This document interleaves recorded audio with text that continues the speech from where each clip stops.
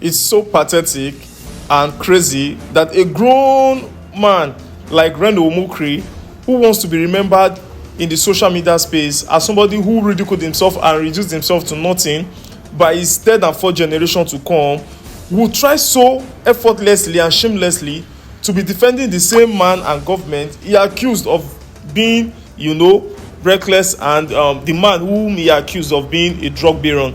Now, while everybody is busy talking about how the so-called economic transformation and all of that debt clearing has not brought about food, in the mouth or pockets of stomach of people, Reno Omokri is just there defending what is not defendable. Now, this grown man is here saying, who I see as a king of all deceivers, who is the person that is talking for the sake of his pocket and is not concerned about the general Nigerian, citizen. Just to be clear, Nigerian debt has reduced by $16 billion under President Buhari, or Tinubu rather. Given what may or may not have been said, Nigerians may want to know what our nation's total indebtedness has reduced by $16 billion under President Bola Tinubu.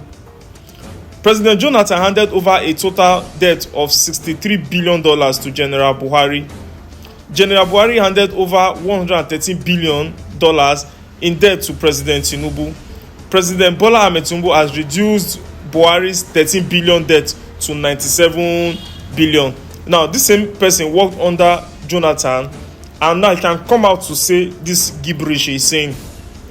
For you to say that this guy has zero loyalty, zero integrity, zero credibility. He continues, please find out the total figures of Nigeria's indebtedness from the Debt Management Office from May 29, 2015, when President Jonathan handed over to Buhari here. Now, it says, please also find the evidence from the Debt Management Office from when General Buhari handed over to President Tinubu here. And then he dropped the third. But now, where you know that this man has gone bonkers, and as a result of that, I say, I pour you spit for face, Reno Omokri. I pour you spit, and your children should be ashamed of you. You should go and be checking on your children. When last did you even see your children? You were hugging your daughter that day. Your daughter was pushing you away because you are a disgrace to fatherhood, and you are a disgrace to the people of Niger Delta. That you've reduced yourself to so much ridicule, and you are still not ashamed of it because of how much you want to get. Now, this clown that I see as king of all deceivers, that a jobless man moving around because he has no political party that is in power right now, PDP, and is now going to jump into the tent of APC to see if he can gain some relevance. The man who has zero relevance, he concluded by saying, only two civilian administrations have ever reduced Nigerians' debt, the Obasanjo government and the Tinubu administration. Shame on you that you could even come out and be saying this. Where is your loyalty? You worked under Jonathan, you defended Jonathan with your life. Now you can easily just switch like that. And then this clown who is always trying to stoke ethnic division and violence and tribal war. And if you check the new so-called cybercrime law or whatever in section 4, it says that anybody that tries to bring ethnic division or violence would serve life imprisonment. And this clown has been doing it when he keeps calling out the Igbo people. But the Nigerian government and Nigerian fake police will not say anything about that. But because this guy is just praising Tinubu and all of that, this same clown didn't say anything wrong in the local government election that was done in Rivers, nor in Akpabio, trying to suspend the fellow senator for over 6 months. All he wants to be doing is, to be leaking. Even Babajide of TVC News, who is under the payroll of Tinubu, condemned the state of emergency imposed in Rivers State. Though that one is also a very big hypocrite, but at least he came out to condemn. But these hypocrites will never do that. And he concludes by saying that Nigerians are urged to focus on truth rather than allow opposition-linked media like Daily Trust to misinform them. You see the way he's trying to drag Daily Trust. Now, I'm going to do a kind of proper rejoinder to this, and I'm going to counterpunch everything he has said here now. Now, let's listen. So, here is a breakdown of Reno Omokri's hypocrisy in the post and the weaknesses I will bring out in his argument that Tinubu has been able to reduce the debt by $16 billion out of the over 100 something billion inherited from APC's Buhari. Number one is that Reno Omokri was selective in his comparison of figures. Reno Omokri claims that Tinubu reduced Nigerians' debt by $16 billion, but he conveniently ignores number one, currency fluctuations. Do you know that when currency is fluctuating, you do not have the same kind of results?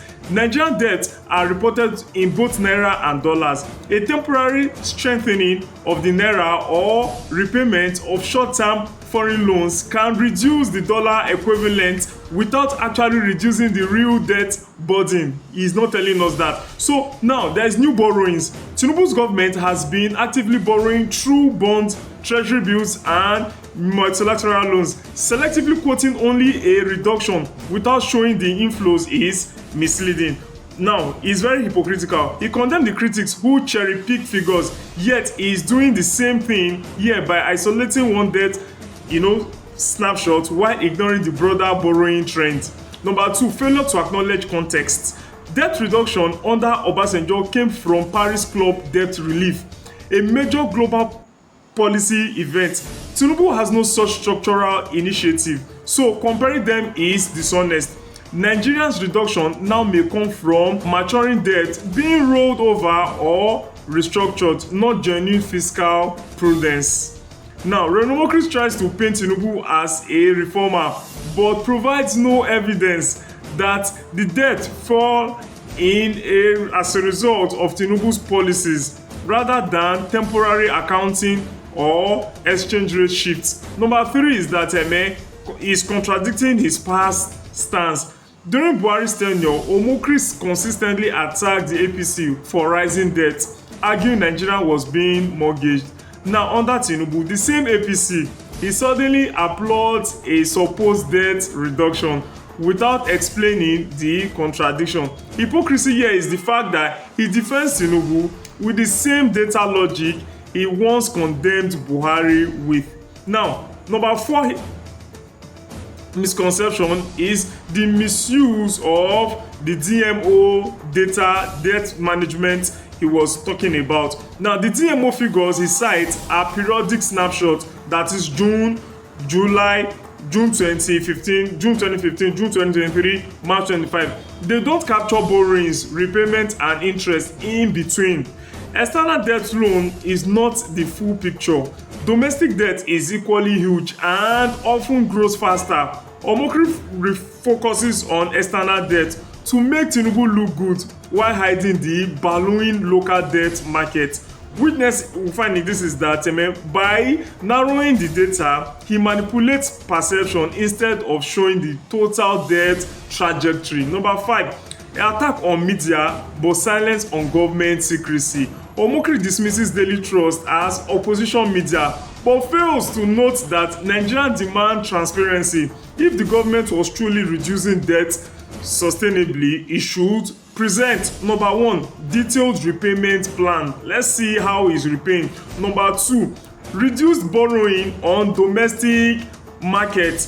Number three, evidence of fiscal discipline. Let's see how the policy he's making for us to be sure that they are not wasting money. The hypocrisy here is the fact that he condemns the media while shielding Tinubu's government from accountability. Number six, contradiction is self-promotion disguised as analysis. He posts ends with a long CV of his achievements: best-selling author, humanitarian of the year, ruffler of feathers, and undermines his objectivity. Witness, instead of staying on debt facts, he turns it into self-branding exercise, making his argument more about ego than economics. That is why I call him the king of all deceivers. Now, in summary, Omokri's argument is weak because it results on selective data, ignores context, contradicts his past criticism of APC debt policy, downplays domestic borrowing, and uses DMO figures mischievously. His hypocrisy lies in defending Tinubu with the same metrics he once used to attack Buhari with, all while promoting himself rather than offering balanced analysis. So Reno Omokri, to me, continues to remain the king of all deceivers, and Reno Omokri needs to go to jail for all this kind of misconception and lies he's putting out to the Nigerian general public. No wonder they call him Mr. Sims, political mercenary, looking for where to eat. Now, let me know your thoughts in the comment section. I remain your boy, Ernest Omozogbe Adebayo Koje. Please remember to like, share, subscribe, and comment. Signing out. Peace.